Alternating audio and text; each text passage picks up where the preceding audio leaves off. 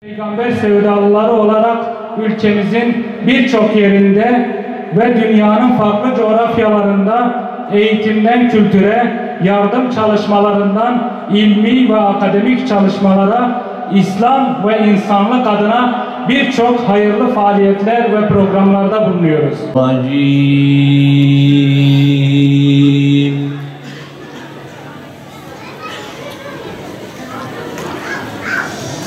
Bismillahirrahmanirrahim.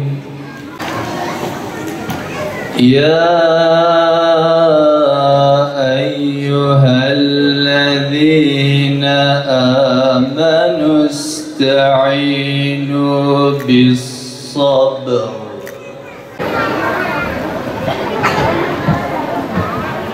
Partilerimizin değerli başkan ve temsilcileri, sivil toplum kuruluşlarımızın değerli başkan ve temsilcileri ve odalarımızın kıymetli başkan ve temsilcileri. Hepiniz programımıza hoş geldiniz, şeref verdiniz. Ve bizler bugün burada sadece şehitleri anmayacağız. Onları anlamak, onları anlatmak ve onların adandığı yola anmanın derslerini almaya çalışacağız. Şehitlerimiz tarihin sayfalarında kalmış şahsiyetler değillerdir. Onlar hayatın içindeki canlı örneklerdir. Hem zaten Kur'an'a göre şehitliğin ya da şehadetin ölümle doğrudan bir bağlantısı yoktur. Tam aksine şehitliğin ve şehadetin yaşamla, hayat ile bir bağlantısı vardır. Ve şehitlerimiz bizlere dersler vermektedirler. Onlar nasıl ölmesi gerektiğini değil, nasıl bir hayatın yaşanması gerektiği derslerini bize veriyorlar.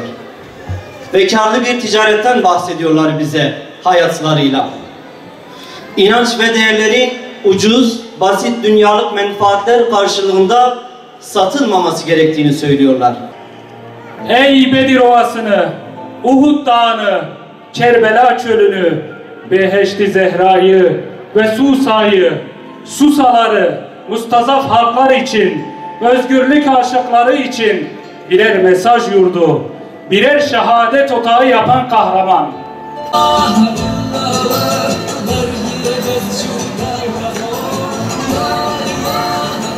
Ben Şehit Süleyman Akyüz. Biz bu yola canımızı vermeye hazırlanmışız. Birkaç dünyalık metaın gitmesi gözümüze gelmez. Burada kanımı dökmeye razıyım fakat onlara asla boyun eğmem.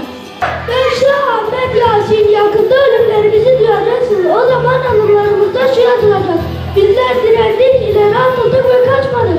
Gidecek ya yatağımızda ya da Apache ile. Ben Apache'yi tercih ederim. Yolumuz cihat, en büyük arzumuz ise Allah yolunda şehadettir. Her yeri Kerbela'ya çeviren, heyhat minezzille feryadınla, İslam için öleceksen ey kılıçlar alın canımı.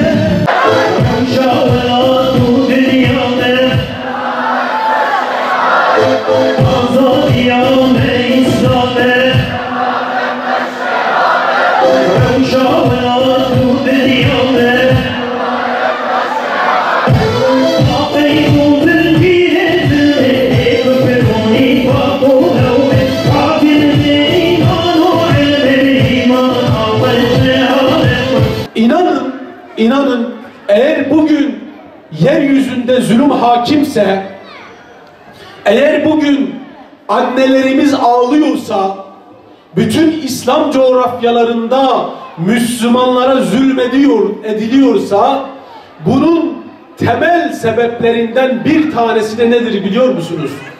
Biz Müslümanlar şehadeti anlamamışız.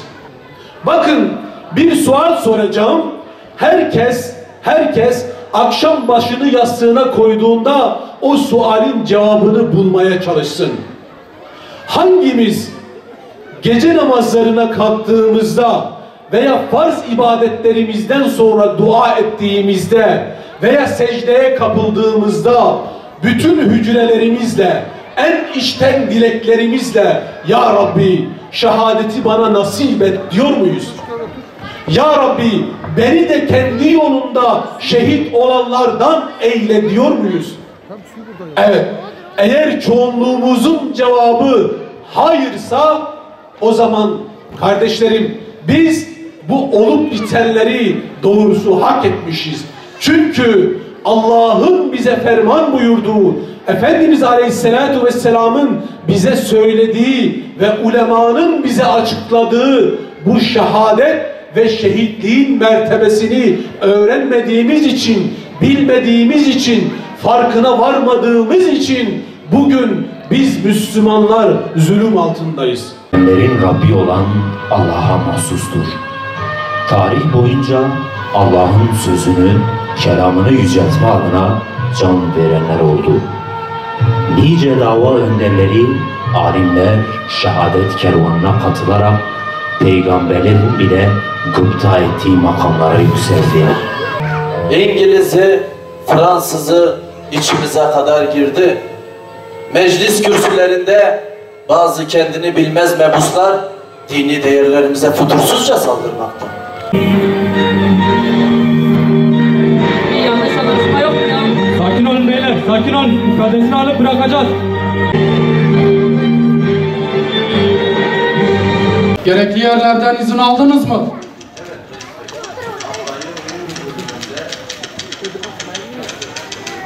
Ne de böyle bir mektup yazdın? Yazdı mı? Yazdı efendim. Çıkarsınlar, göstersinler reis bey. Hayır efendim. Mesele şapka meselesi değildir. Ve dahi şapka medeniyet demek değildir. Medeniyet ilimdir, tekniktir, tecrübedir. Hocam, başındaki sarık da çaput, şu şapka da. Onu çıkarıp onu giysen ne olur? Reis bey, arkanızdaki bayrak da çaput, İngiliz bayrağı da. Onu çıkarıp bunu assanız. Kendinizi o kadar yormayın efendi hazretleri. Nihayet size ufak bir hapis cezası belki verirler. Malumunuz savcı bey size en fazla 3 yıl kürek cezası istedi. Savcı beyler çok ister ama reisler az verirler. Karar! Ve İskilipli Atıf Hoca'nın idamına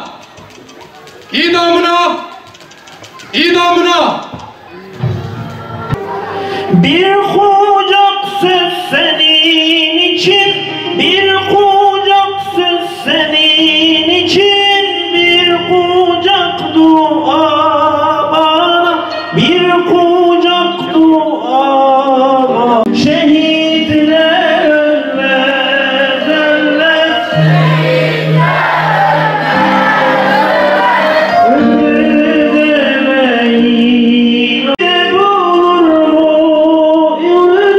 Bir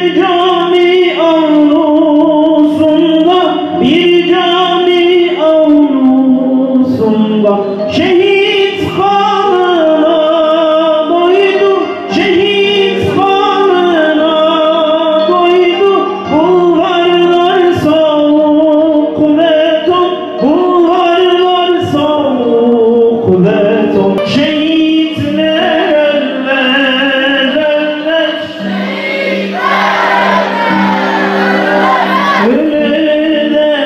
Ölemeyin aman, ölemeyin aman. Allahu Ekber! Allahu Ekber! Allahu Ekber!